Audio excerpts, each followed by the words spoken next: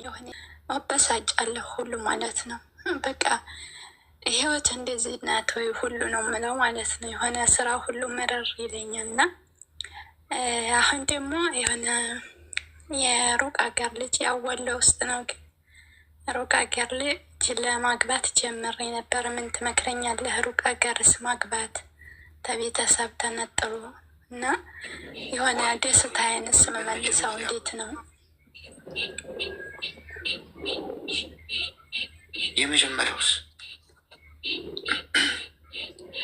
የመጀመሪያው ጋር በቃ ኢትዮጵያ እንደገባን ተጣላን፣ ተለያየን ማለት ነው። የሆነ በሱ ጥፋት ነው እሱ ነው ማለት እኔ ሳንጣላ ያኔ እኔ ሳልፈልግ ነው የተጣለኝ ነው። ከዛ በዛ ተለያየን። በመሰረቱ የተጋባችሁት እንዴት ነው? የተጋባ ነው በረቀት ነው። በረቀት ኒካሰም እኮ ማለት ቤተሰብ ያውቃል ስትጋቡ? አዎ ቤተሰብ ያውቃል። ቤተሰብማ ያውቃል ነው። እሺ አሁን የአዲስ የተጠባበሳችሁ ሰው እንዴት ተዋወቃችሁ? ማለት እዚህኛው ሊጋ በፊትም የኛውን ልጅ ታላገባ በፊት እንዋደር ነበረ ማለት ነው። ማለት ከዛ እኔ ሩቅ ሀገር ልጅ አላገባም የሀገሬ ልጅ ማግባት እፈልጋለሁ ብዬ ሀገሬ ሊጋ ጀመርኩ ማለት ነው። ሀገሬ ሊጋ ሳንከሆን ስንቀር ይሄኛው ልጅ ጋር ሆን እናወራለን ማለት ነው። እሺ እና ያው አሁንም እናወራለን ግን ሩቅ ሀገር ነው እና የሆነ አላምንም ተንቀባገሩ ብቻ። በኢሞ ብቻ ነው የምታወሩት?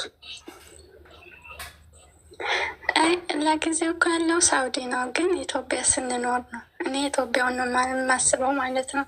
ለምሳሌ ኢትዮጵያ ስንኖር ልጆቻችንን ልጅ ብንወልድ የእሱን ቤተሰቦች ያን ያለ አይደል የኔን ቤተሰቦች ሳያዩ ያድጋሉ። ያንን አስባለሁ ማለት ነው። የእናታቸውን ቤተሰቦች እንዴት ነው ሳያውቁ የሚያድጉት? እንደዚህ በረቀቱ ብቻ ማለት ነው። እሱ የት ነው ያለው? አሁን ያለ ሳውዲ ነው ያለው። ትገናኛላችሁ በአካል? በአካል አንገናኝም። ስለ እሱ የምታውቂው በስልክ የነገረሽን ብቻ ማለት? በስልካዊ ነገረኝ ብቻ ነው። እድሜሽ ምን ያህል ነው? እድሜ 22። ብትደዋወሉ ስለምንድን ነው የምታወሩት? ያኔ ስንደዋወል በቃ አላደል እሱ ሀገሩ አይረቅም ደሴ እንኖራለን ይለኛል ማለት ነው። ደሴ እንኖራለን የሀገር ርቀት ሳይሆን የልብ ርቀት ነው እንጂ በቃ አላደል ስንደዋወል ሆነ አላደል ስለ ስራ እንደዚህ ነጋዴ እንሆናለን እንደዚህ እንሰራለን ምናምን ምናምን ነው የሚለኝ ማለት ነው። እና የሆነ አንቺ የዋህ ልጅ ነሽ ገብቼ የወጣሁበትንም ህይወት በቃ አላደል በቃ በዘረ ራሱ ይበሳጫል ማለት ነው። እሺ ሚውታርኪ ቃሪያ በሚጥሚጣ ሰናፍጭ ጣል ጣል ያለበትን መርፌ እንወጋሻለን። ትንሽ ሊያለብሽና ሊያስነጥስሽ ይችላል። ቻል አድርጊ፣ ብርድ ብርድም ሊልሽ ይችላል። የመርፌው ባህሪ ነው። አንደኛ ካለፈው ስተትሽ እንዴት አትማሪም? የኔት ሰው አንዴ ሊወድቅ ይችላል እኮ አዳልጦታል። ስትሄድ የመታ እንቅፋት ስትመታ ከመጣ ስትሄድ የመታ እንቅፋት ስትመለስም ያው እንቅፋት ከመታ ድንጋዩ አንተ ነህ ይባላል። ይሄ ማለት እንቅፋቱ አያስብም፣ አንተ ማሰብ አለብህ ነው። ስትሄድ መጥተዋል እንቅፋቱ፣ ኦኬ። ስትመለስ እያየ መሄድ አለብህ ነው ወይ ያንን እንቅፋት ዞር ማድረግ አለብህ ነው። እንዴት ሁለት ይመታሃል? አሁን አንቺ አገባሽ፣ ከባሌም በቦሌም አገባሽ፣ ከዛ ተፋታችሁ፣ ኦኬ። እንዴት የሚሆን በቃ አልተሳካም፣ ኢትስ ኦኬ። አንዳንዴ በራሳችን የምንሄድበት መንገድ ፌል ሊያደርግ ይችላል፣ ፈጣሪ ያልገባበት መንገድ፣ ኦኬ። አሁን ዘ ሰከንድ ራውንድ በተመሳሳይ መንገድ ትሄጃለሽ። አታውቂውም። በስልክ ነው የምታወሪው። የሩቅ ሰው ነው። የሩቅ ሰው መሆኑ ችግር የለውም። ግን ይህን ሰው አታውቂውም። በስልክ ብቻ ነው የምታወሩ። በአካል አትገናኙ። ለማግባት እንኳን ድጋሚ የኔ እናት በጣም ብዙ ጊዜ ማሰብ አለብሽ። 10 ጊዜ ለክተሽ መቁረጥ አለብሽ።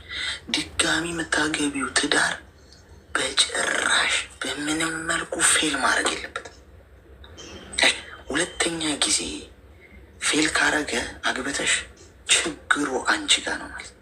ስለዚህ አሁን ያለሽን አንድ ድል ሞክረሻል፣ አልተሳካም። ኦኬ ችግር የለው። ግን የሚቀጥለውን እርምጃ ስትራመጂ እኔናት ምናልባት አንዱን እርምጃ ለመራመድ 5 ዓመት መጠበቅ ካለብሽ አርጊው። ስለ ቸኮልሽ አይደለም። ተረጋጊ። ለብቻሽን ሲንገሉኝ አጥኚው። ብቻሽን ብሰይ፣ በስሜት ብስለት ተረጋጊ። ገብቶሻል? ነገሮችን በማስተዋል ብሰይ።